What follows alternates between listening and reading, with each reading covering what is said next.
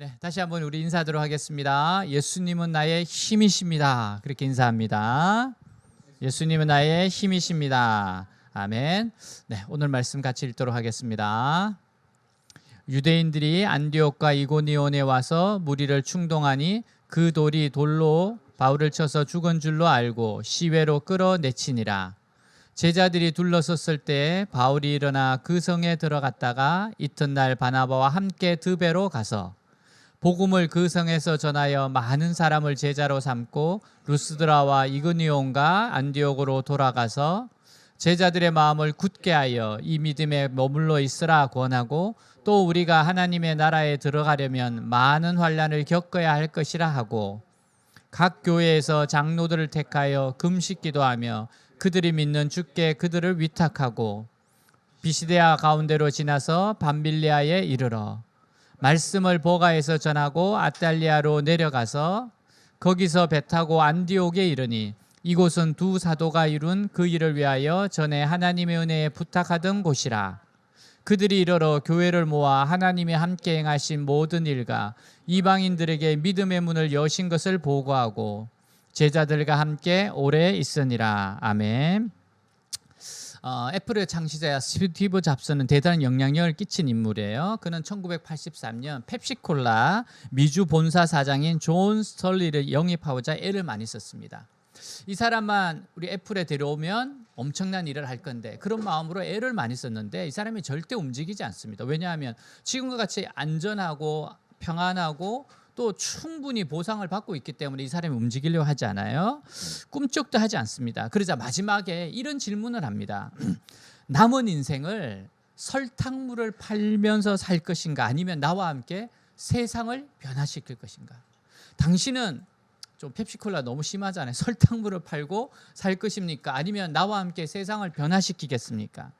이 도전적인 질문 앞에 존 스털리는 응답합니다. 그리고 애플로 이직을 합니다.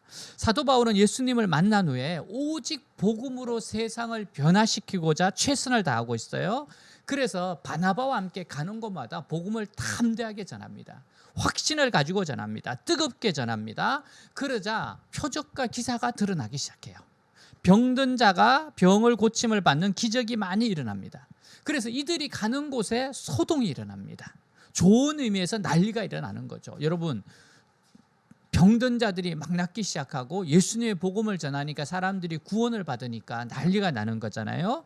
여러분, 이 난리는 좋은 난리입니다. 성령의 난리고 말씀의 난리고 축복의 난리입니다. 자, 이런 난리는 일어나면 일어날수록 좋은 겁니다. 이런 놀라운 역사가 나타나자 사탄이 곧바로 무시무시한 반격을 하기 시작해요. 이 사도 바울과 바나바를 두고만 볼 수 없는 것이죠. 자, 19절입니다. 우리 같이 한번 읽도록 하겠습니다. 유대인들이 안디옥과 이고니온에서 와서 무리를 충동하니 그들이 돌로 바울을 쳐서 죽은 줄로 알고 시외로 끌어내치니라. 자, 적들이 바울을 따라오고 있었어요. 바울이 지나가는 것마다 복음의 역사, 능력의 역사, 기적의 역사, 마귀가 계속해서 무너지는 겁니다. 그러자 이 마귀가 충동질에서 사람들이 계속해서 바울을 따라오고 있어요. 왜 그러렵니까? 바울을 해코지하려고 하는 거죠. 자, 드디어 충동질을 나고 아주 화가 나고 분노했던 사람들이 돌을 들러서 쳐서 죽이는데 성공을 합니다. 바울이 분명히 돌에 맞아 죽었어요. 그래서 이들은 죽은 바울을 이게 질질 끌고 갔는지 아니면 들고서 갔는지는 잘 모르겠지만 성 밖으로 데려가서 버려버립니다.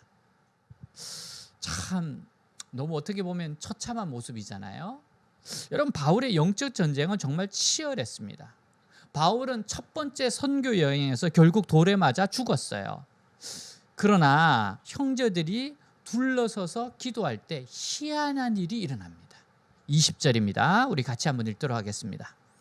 제자들이 둘러섰을 때 바울이 일어나 그 성에 들어갔다가 이튿날 바나바와 함께 드베로 가서. 자, 지금 제자들이 둘러서서 무엇을 하려고 했을까요? 그들은 둘러서서 무엇을 했을까요? 아마도 기도를 했을 겁니다. 어쩌면 바울을 위해서 마지막 기도를 하려고 했을 수도 있습니다. 근데 그때 바울이 일어나는 겁니다. 여러분, 얼마나 놀라운 일이에요? 또 얼마나 기쁜 일입니까? 여러분, 죽었다가 다시 살아난 거예요. 혹시 바울이 죽은 것이 아니라 잠깐 기절한 것은 아닐까라고 생각할 수도 있습니다. 근데 여러분 한번 생각해 보세요. 죽이려고 달려드는 사람들이 돌을 살살 들렸을 리는 없습니다. 여러분, 돌에 그냥 요렇게 던졌겠어요? 이건 어제 퐁당퐁당 놀자는 거잖아요. 정말로 돌을 가지고 사람을 죽이려고 던졌을 겁니다. 그러면 어떻게 돼요? 머리도 깨지고 팔다리도 깨지고 온몸이 깨지고 부서지게 됩니다. 여러분, 그렇다면 기절했다가 깨어났다면 바로 일어서는 것은 무리일 겁니다. 근데 바울은 바로 일어나서 예전과 마찬가지로 전도할 수 있었습니다. 이거는 하나님의 놀라운 기적이 아니면 일어날 수 없는 일이 지금 바울에게 일어난 거예요. 여러분, 죽었다가 정말 다시 살아난 겁니다. 제자들이 둘러서니까 바로 이런 놀라운 일이 일어난 거예요. 우리가 주목해야 될 말이 이거예요. 제자들이 둘러서니까. 여러분, 우리가 애워싸서 기도하면 기적이 일어나는 겁니다. 여러분, 다니엘 기도가 어떤 시간이에요? 애워싸서 기도하는 시간입니다. 사람들이 우리가 애워싸는 거예요. 그 죽은 자를 애워싸는 겁니다. 죽은 거와 같은 것을 애워싸는 겁니다. 문제를 애워싸는 겁니다. 여러분, 그렇게 기도를 했을 때 기적이 일어나는 겁니다. 여러분, 우리가 소그룹 모임을 왜 중요합니까? 소그룹 모임에서 셀에서 여러분, 기도가 이런 능력이 있는 겁니다. 서로가 서로를 애워싸주는 겁니다. 서로가 그렇게 기도하는 겁니다. 그러면 기적이 일어나는 겁니다. 죽은 자를 살리는 거고 죽었던 것을 다 생명력이 펄펄 살아나도록 하는 거예요. 더베는 루스라 바로 밑에 있는 곳이고 거기서 더 내려가면 바울의 고향인 다소가 나와요. 바울은 그렇지 않아도 돌에 맞아 죽었던 경험이 있습니다. 그리고 이고니온과 비시디아 안디옥을 가면 그를 죽이려고 하는 유대인들이 벼르고 있어요. 여러분, 그러면 좀 더 안전하고 편안한 장소인 다소로 해서 안디옥으로 돌아가는 길을 택할 수 있습니다. 이게 안전한 길이에요. 그러나 바울은 고향으로 가지 않고 자신이 복음을 전했던 곳으로 다시 돌아갑니다. 자신을 죽이고 핍박한 곳으로 돌아갑니다. 왜요? 교회를 든든하게 세우기 위해서입니다. 사람들을 다시금 세워주기 위해서요.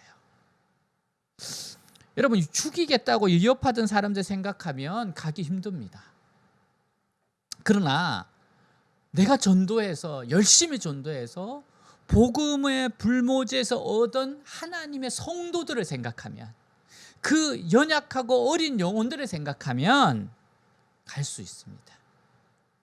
주님의 피로 값주고 사신 교회를 생각하면 그 환난의 장소라도 찾아갈 수 있다라고 하는 각오가 생겨나는 거예요. 그는 그 마음으로 다시금 그곳을 돌아가는 겁니다.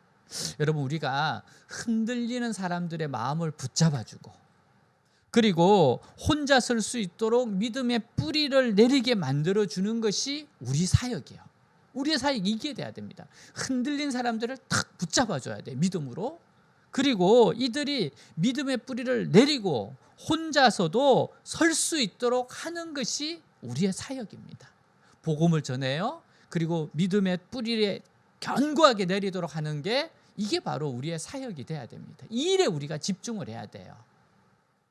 21절에서 23절 우리 같이 한번 읽도록 하겠습니다.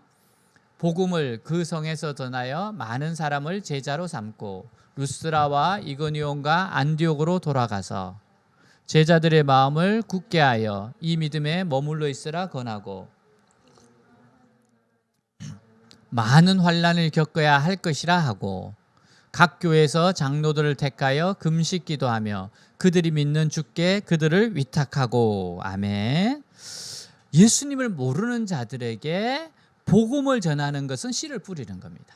그건 씨를 막 뿌리는 거예요. 근데 씨만 뿌렸다고 해서 다 되는 것이 아닙니다. 씨를 뿌렸으면 추수를 해야죠. 추수를 해서 곳간에 모아야 됩니다. 여러분, 추수는 어떻게 하는 거예요? 하나님의 말씀으로 사람들의 마음을 추수하는 겁니다. 씨를 뿌렸잖아요. 그럼 하나님 말씀으로 이 사람들에게 계속해서 자라나서 결국은 하나님께 바른 신앙을 가지도 하는 것, 이게 바로 추수입니다. 그러니까 말씀을 뿌리고 말씀으로 잘 세워야 되는 거예요. 사도 바울은 예수님을 믿는 자들은 그냥 흩어지게 한 것이 아니라 어디로 모으는가 하면 교회로 모으고 있습니다. 말씀 전하고 그냥 내버려 둔 게 아니에요. 교회로 모읍니다. 교회로. 여러분, 우리는 주님을 만나면 교회로 가야 되고 교회의 뿌리를 내려야 돼요. 교회마다 장로들을 세워서 하나님 나라의 알곡들이 되게 했습니다. 여기서 사도 바울의 용기와 결단이 얼마나 놀라운지 우리가 보게 되잖아요. 조금만 더 내려가면 고향집이 있어요. 그곳에 형제들이 있고 자매들이 있고 아버지와 어머니가 있어요. 그리고 더욱이 이고니온과 비시디아는 그를 죽였던 살인자들이 있습니다. 쫓아와서 바울에게 돌을 던지고 죽였던 자들이 있는 곳이 바로 그곳입니다. 그러나 바울은 가족을 만나는 것보다 또 자신의 목숨을 안전하게 하는 것보다도 예수 믿는 사람들을 거두어서 추수해서 하나님의 알곡이 되게 하는 것을 더 중요하게 생각합니다. 여러분, 만나면 변화를 동반해요. 바울은 예수님을 만났습니다. 변화됐어요. 나의 죄를 위하여 십자가에 죽으시고 부활하신 예수님이 나를 위해 나의 구세주다. 이 주님을 만났어요. 바울은 어떤 사람이었습니까? 핍박하던 자였어요. 예수님을 믿지 않는 자였습니다. 근데 이 주님을 만나고 나니까 그에게 있어서 오직 예수님밖에 없어요. 오직 예수님만 알기를 원했습니다. 예수님도 알고 다른 것을 알기도 원한 게 아니라 정말 예수님만 알기를 원했어요. 고린도전서 2장 2절 우리 한번 같이 읽도록 하겠습니다. 내가 너희 중에서 예수 그리스도와 그가 십자가에 못 박힌 것 외에는 아무것도 알지 아니하기로 작정하였습니다.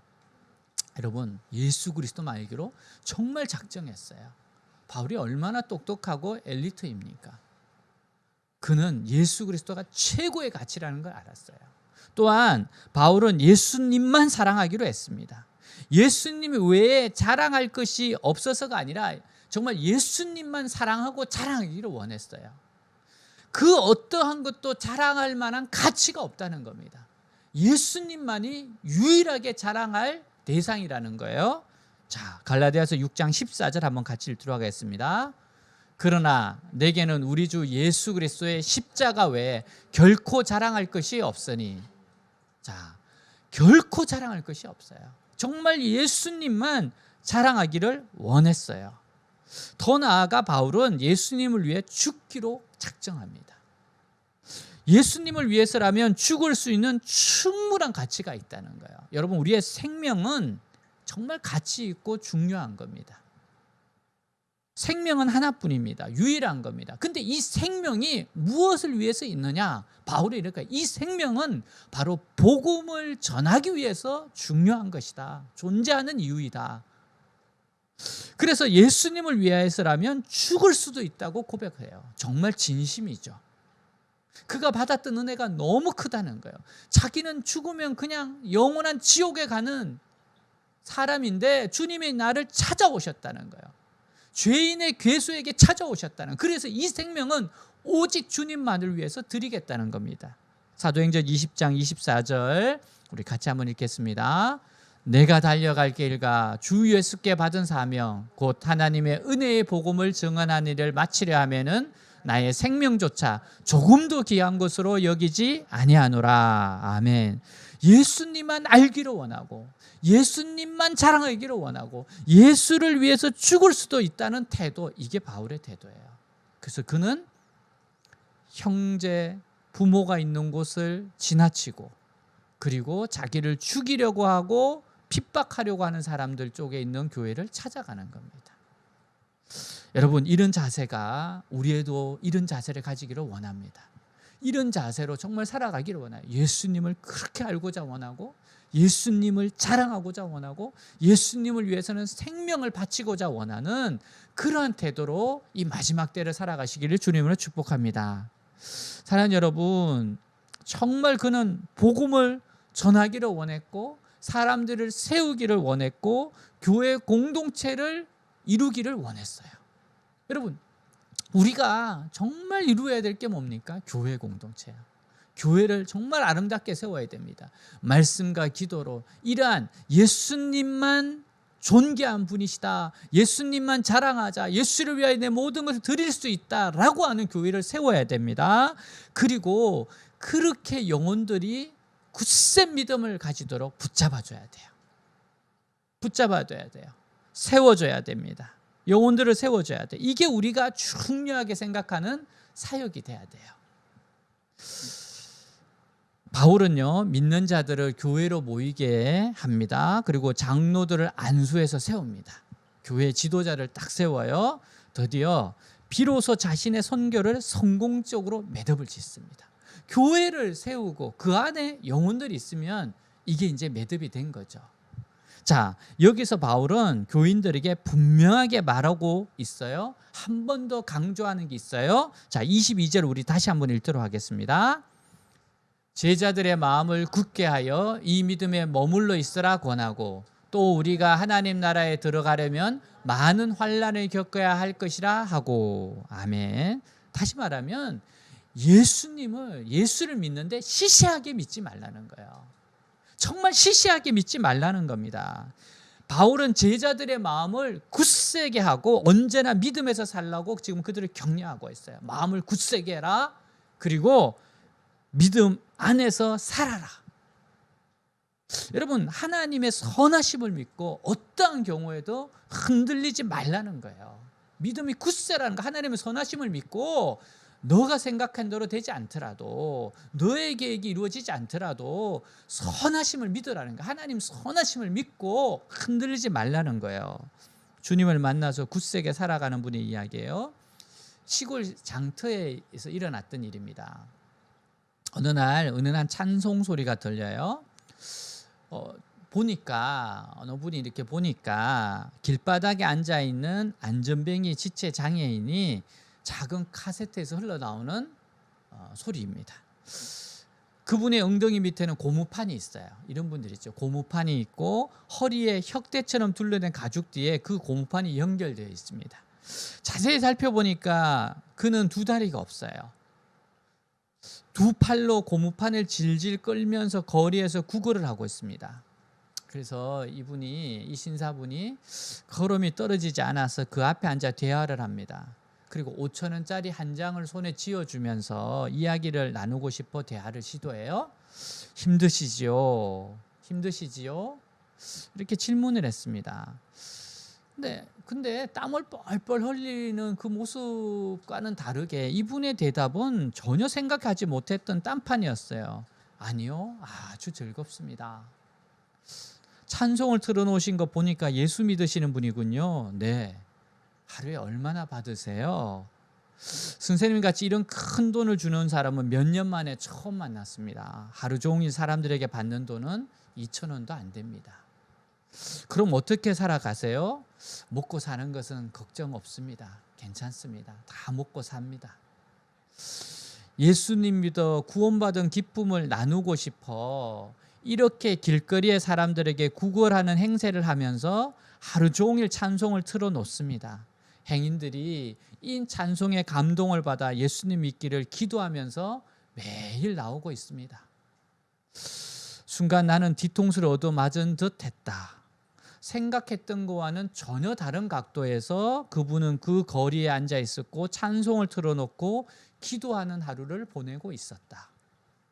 그분을 뒤로 하고 일어서는데 그분이 들려준 마지막 말은 지금도 생생하다. 나같이 이런 사람이 여기 앉아 하루 종일 찬송을 틀어놓아도 누가 뭐라는 사람이 아직 한 사람도 없습니다. 너무 감사합니다. 만일 점포에서 찬송 소리 이렇게 크게 들어오면 시민들이 난리 납니다. 그런데 나는 괜찮거든요. 나는 이렇게 해도 괜찮거든요.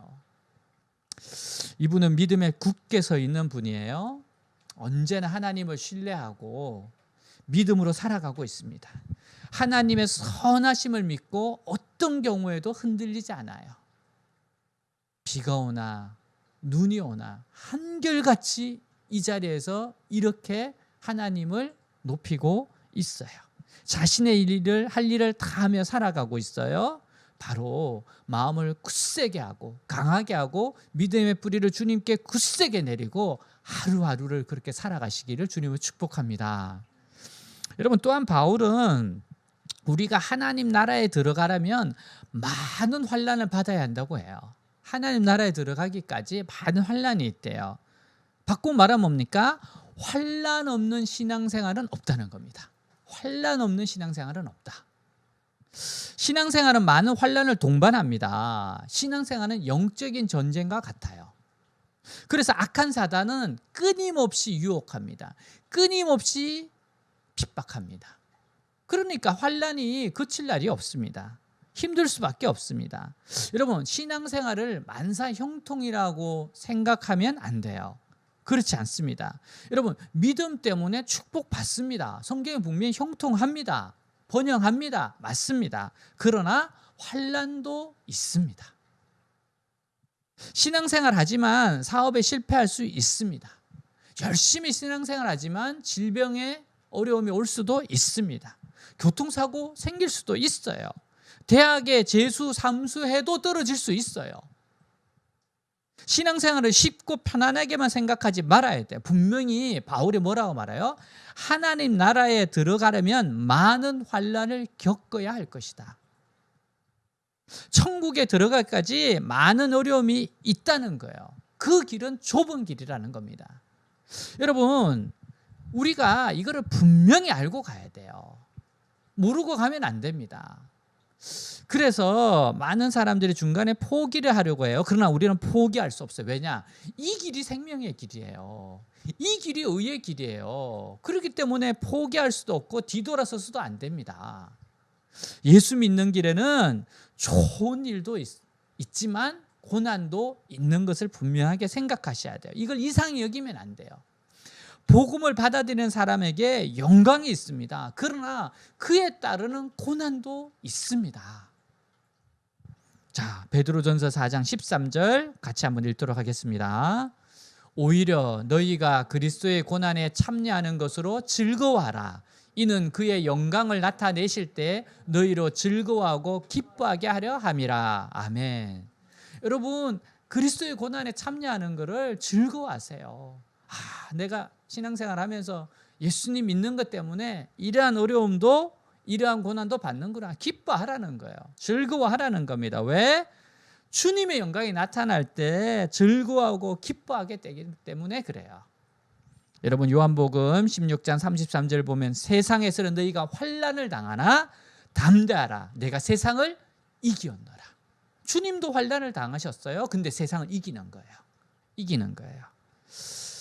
우리 그 예수전도단 설립자 로닌 커닝햄 박사님이 쓰신 내 신을 벗어라라 책에 보면 이분의 초창기 부르실 쓸 때 고난이 나옵니다. 이제 주님이 환상을 보여주셔서 이 젊은이들이 막 일어나는 환상을 보고 이제 선교 단체를 설립하려는 부름에 응답합니다. 근데 그렇게 선교 단체를 세우려고 하니까 본인이 속한 교단에서 목사직을 내어놓아야 된다 그랬어요. 목사직 내려놓고 해야 된다. 그리고 이때 정말 이분에게 참 좋은 교회에서 청빙이 왔었습니다. 근데 그 교회도 내려놓았었거든요. 그리고 친척이 수백만 달러 규모의 사업을 제안했는데 그것도 내려놓았습니다. 자, 교단 본부에 가서 목사직을 내어놓고 아내 달린과 함께 돌아오는데 고속도로에서 대형 교통사고가 나요. 깨어나니까 온몸에 피가 흐르고 있습니다. 의식을 찾고 보니까 몇 미터 떨어진 곳에 아내 달린이 쓰러져 있어요. 아내 쪽으로 귀에 가서 보니까 달린은 이 호흡이 멎어 있습니다. 뜨거운 눈물을 흘립니다. 하나님, 왜 이렇게 하시는 겁니까? 하나님, 왜 이렇게 하시는 겁니까? 다 이렇다는 생각이 들었어요. 그때 하나님의 음성이 들려요. 로렌, 이래도 여전히 나를 섬기겠느냐? 이래도 나를 여전히 섬기겠느냐? 이때 로린 커닝햄 목사님이 사막의 하늘을 바라보면서 이렇게 말합니다. 예, 주님, 그래도 당신을 섬기겠습니다. 이제 제 인생에 남은 것이라고는 목숨밖에 없습니다. 이것도 당신께서 원하시면 취하실 수 있습니다. 정말 진정한 고백을 하나 앞에 드립니다. 그때 잠시 후 주님의 말씀이 다시 들려와요. 달린을 위하여 기도해라. 달린을 위해서 기도해라. 달린이 죽었다고 생각했는데, 아내가 죽었다고 생각했는데 달린을 살려달라고 기도하라고 하시니까 그는 정말 간절히 기도했습니다. 하나님 살려주세요. 하나님 살려주세요. 근데 달린이 그때 숨을 쉬기 시작하는 겁니다. 그리고 마침 지나가던 차가 마을로 가서 의사와 구급차를 데리고 왔어요.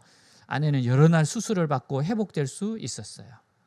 로넨 크니머 목사님은 그날 이후 모든 것을 하나님께 다 맡겨버렸습니다. 왜? 살고 죽는 것이 하나님의 주권임을 분명하게 깨달았기 때문에 그래요. 그리고 오직 하나님 한 분만 의지하겠다. 그리고 그 믿음으로 예수 전도회라고 하는 엄청난 수많은 선교 자원들을 이렇게 세운 겁니다. 종교개혁가 마틴 루터가 신앙에 대해서 이렇게 이야기해요. 신앙은 전혀 앞을 볼 수 없는 암흑 속에서 그 앞에 천길 낭떠러지가 있다 하더라도 믿고 한 걸음을 내딛는 것이다. 여러분, 신앙은요 보이지 않습니다. 암흑입니다. 그 앞에 낭떠러지가 있습니다. 그럴지라도 믿고 한 걸음을 내딛는 거라는 거예요. 고잘란드 고포드라고 하는 사람이 고난의 길을 가다가 다음과 같은 시를 썼어요. 주님께 이렇게 묻습니다. 주님, 이 길이 바른 길입니까? 어두운 구름이 더 짙게 덮여오고 돌짝길은 험하고 거칠어지는데 한 고개를 넘으면 더 험한 언덕이 나옵니다. 갈수록 길은 밝아지고 태양은 더욱 빛나고 더 아름다운 노래를 부를 줄로 알았는데 주님, 정말 이 길이 바른 길입니까? 주님이 대답하세요. 사랑하는 아들아, 그 길이 바로 내가 지나간 길이란다. 내게도 검은 구름이 짙었고 돌짝길이 그때도 험했고 눈으로는 아무것도 볼 수 없었지만 믿음으로 볼 수 있었단다. 그렇지만 태양빛이 다 사라지고 나면 영원히 밤이 없는 곳에 다다르리라. 이 땅의 불같은 싸움이 그치면 즐거운 마음이 쉴 수 있는 안식처가 있단다. 이 길이 바른 길이니 이 길로 가라. 사랑하는 여러분, 고난의 길, 험난의 길, 환난의 길에서 낙심하지 마세요. 주님의 선한 뜻이 반드시 있습니다. 시편 126편 5절 6절은 눈물을 흘리며 씨를 뿌리는 자는 기쁨으로 거두리로다. 울며 씨를 뿌리러 나가는 자는 반드시 기쁨으로 그 곡식단을 가지고 돌아오리로다. 주님의 말씀입니다. 우리 갈라디아서 6장 8절 같이 읽겠습니다. 자기의 육체를 위하여 심는 자는 육체로부터 썩어질 것을 거두고 성령을 위하여 심는 자는 성령으로부터 영생을 거두리라. 아멘. 여러분, 지금 어느 길로 가고 있어요? 육체의 길입니까? 썩어질 걸 거두는 길입니까? 아니면 성령을 위하여 심는 영생의 길입니까? 여러분, 지금 어느 길로 가고 있으세요? 오늘 돌아보세요. 27절 우리 같이 한번 읽도록 하겠습니다. 그들이 이르러 교회를 모아 하나님의 함께 행하신 모든 일과 이방인들에게 믿음의 문을 여신 것을 보고하고. 아멘. 지금 1차 선교의 결산보고 장면입니다. 바울 선교팀이 하나님의 은혜로 시작되었고 은혜로 마치고 안디옥 교회로 돌아옵니다. 그리고 선교 보고를 해요. 여러분, 선교 역사의 길이 남을 위대한 일을 한 겁니다. 첫 번째 세계 선교예요. 모든 위험을 무릅쓰고 이루어낸 일이지만 자신들의 장점을 이루었다 이렇게 말하지 않아요. 모든 것이 하나님의 은혜였다고 이야기합니다. 하나님의 도움이었다고 말해요. 여러분, 이 바울 선교팀의 보고를 듣는 성도들의 심정이 어땠을 것 같습니까? 하나님의 역사로 기적의 역사가 많이 일어났다. 특히 바울 자신이 루스드라에서 폭도들의 돌에 맞아 죽은 줄 알았는데 하나님이 살렸다 할 때 얼마나 성도들이 울었겠습니까? 돌에 맞았을 때 얼마나 괴로웠을까, 아팠을까. 간증을 듣는 자들도 선교사를 보내놓고 뒤에서 열심히 기도했어요. 자기들이 기도한 대로 큰 응답이 있었다는 걸 알게 되니까 얼마나 기뻤겠습니까? 여러분, 선교 보고하듯이 우리도 우리 인생 보고할 날이 반드시 옵니다. 이 땅에서 어떻게 살았는가 하나님께 보고할 날이 반드시 옵니다. 어느 한 의사의 인생 보고입니다. 그 청년 바보 의사란 책에 나오는 이야기죠. 바보 같은 젊은 의사가 있습니다. 고려대 의학과 91학번 내과 전문의 안수연. 그는 유명한 명의가 아닙니다. 의학계에 뚜렷한 업적을 남긴 사람도 아닙니다. 그는 졸지에 세상을 떠나서 33살에 세상을 떠납니다. 놀라운 것은 조문객이 4,000명이나 왔어요. 일반인에게 이렇게 많이 오는 것은 이례적입니다. 그는 정말 참 의사였어요. 예수님처럼 살았던 의사라고 사람들이 여겼습니다. 국군 의무사령관 육군 중장이었던 김록권 장군은 군의관이었던 안수연 대위를 추억하면 예수님께서 군의관의 옷을 입으시고 한국 땅에 나타나셨다가 가신 것 같은 착각이 든다고 했습니다. 환자의 살이 베일 때 아프겠다고 생각할 수 있습니다. 하지만 내가 베인 것처럼 아파하기란 쉽지 않아요. 근데 그는 달랐습니다. 환자의 생명을 마치 내 생명처럼 귀히 여기고 아끼고 사랑했어요. 의사들이 파업에 나설 때도 가운을 입고 진료실에서 환자들을 지켰습니다. 군의관으로 훈련을 나가면 앰뷸런스 안에서 정말 편안하게 지낼 수 있는 게 군의관이에요. 그러나 풀밭에서 사병들과 함께 지납니다. 정말 사병들의 건강을 챙겼어요. 그리고 무엇보다도 그의 인생에 중요한 것은 뭔가 하면 전도에 그렇게 열심이었습니다. 예수 안 믿는 환자나 가족을 만나면 책과 CD, 테이프 선물을 사서 찾아갔습니다. 병실만 아니라 조문실, 빈소에도 찾아갔어요. 말로만 전도한 거 아닙니다. 정말 가난하고 아픈 자들을 위해서 자신의 모든 것을 내놓았어요. 그는 갑자기 유행성 출혈열로 세상을 떠납니다. 예수님처럼 33세였습니다. 영정사진이 걸리기도 전에 조문객들이 밀려들었어요. 병원 매점 앞에서 구두 닦는 할아버지, 식당에서 일하는 아주머니, 노점상 할머니까지 모두 와서 눈물을 흘립니다. 예배와 찬송이 넘쳤습니다. 그의 장례식은 마치 결혼식과 같았어요. 한 신실한 청년을 예수님께 보내는 세상에서 가장 슬프고도 아름다운 혼례식이었다고 말해요. 그에겐 복음의 감격이 있었습니다. 그는 그의 인생을 하나님께 보고하는 거예요. 어떻게 살았는지를 하나님께 보고하는 겁니다. 여러분, 우리는 어떻게 살아야 합니까? 우리는 정말 어떻게 살아야 됩니까? 우리는 인생을 어떻게 보고할 겁니까? 하나님 앞에서. 마태복음 6장 33절 그런즉 너희는 먼저 그의 나라와 그의 일을 구하라. 그리하면 이 모든 것을 너희에게 더하시리라. 누가복음 9장 23절 또 무리에게 이르시되 아무든지 나를 따라오려거든 자기를 부인하고 날마다 제 십자가를 지고 나를 따를 것이니라. 사랑하는 여러분, 다시 한번 스티브 잡스의 질문을 한번 생각해 봅시다. 남은 인생을 설탕물을 팔면서 살 것인가 아니면 나와 함께 세상을 변화시키실 건가? 이 질문을 지금 주님께서 나에게 하고 있는 질문으로 들어보세요. 사랑하는 아들아 딸아, 너는 어떻게 살고 싶니? 여러분, 세상이 주는 설탕물에 만족하지 맙시다. 육체의 쾌락과 눈의 욕심과 삶의 자랑을 과감하게 버립시다. 우리 모두 주님과 세상을 변화시키는 일에 올인합시다. 진짜 올인할 거는 바로 이런 일에 올인하는 겁니다.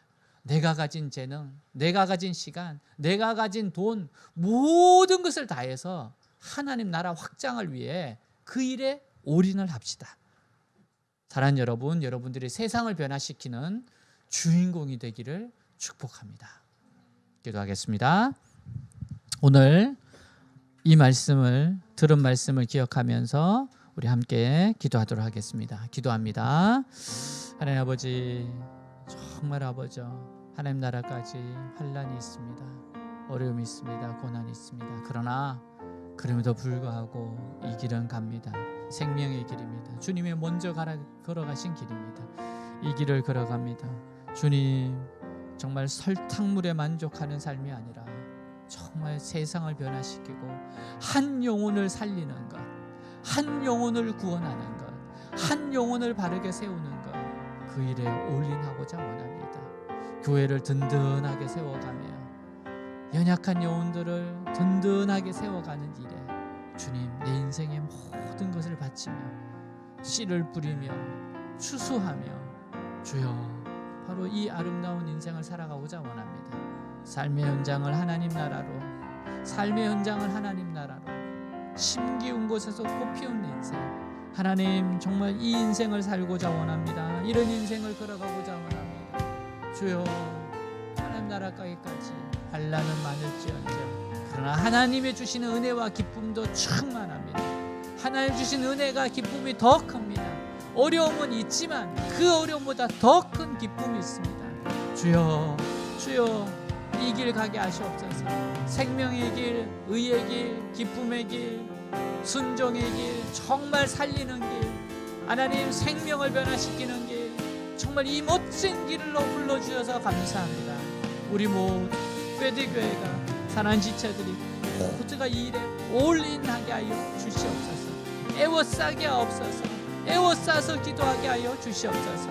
오, 그 길마다 모든 기적이 일어납니다. 할렐루야, 할렐루야. 주님 사랑합니다. 주님 의지합니다. 주님 오늘 한 사람 한 사람을 만져주시고 새롭게 하여 주시옵소서. 사랑합니다. 주님 의지합니다.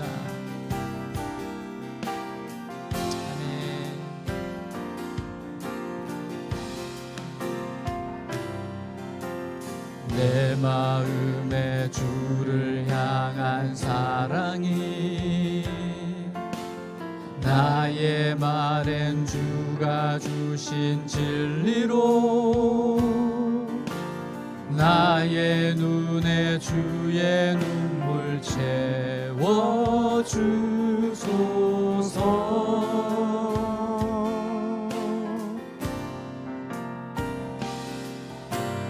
내 입술에 찬양의 향기가 두 손에는 주를 닮은 섬김이 나의 삶에 주의 흔적 남게 하소서.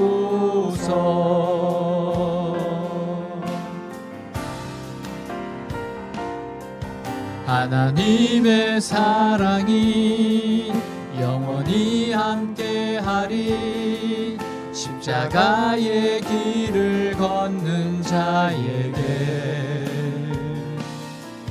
순교자의 삶을 사는 자에게 조롱하는 소리와 세상 유혹 속에도 주의 순결한 신부가 되리라. 내 생명 주님께 드리리. 내 마음에 주를 향한 내 마음에 주를 향한 사랑이 나의 말엔 주가 주신 진리로 나의 눈에 주의 눈물 채워주소서.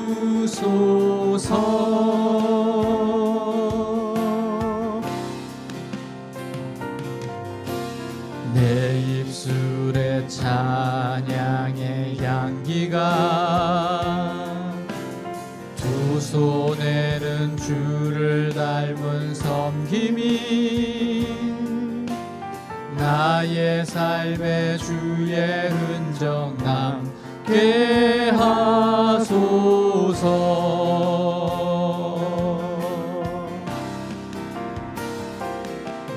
하나님의 사랑이 영원히 함께하리. 십자가의 길을 걷는 자에게 순교자의 삶을 사는 이에게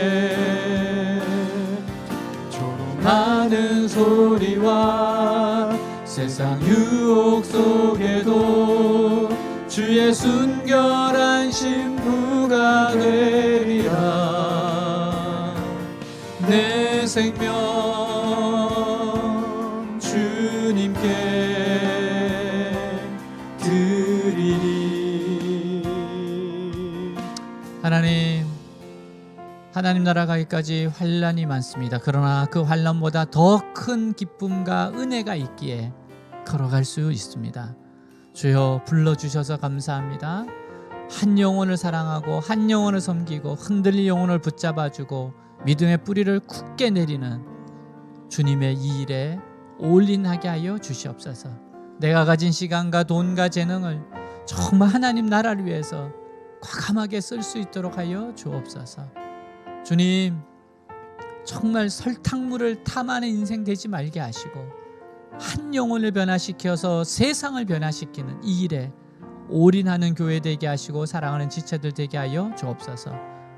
삶의 현장을 하나님 나라로 심기운 곳에서 꽃 피우는 인생들 되게 하옵소서. 살아계신 우리 주 예수 그리스도 이름으로 기도하였습니다. 아멘.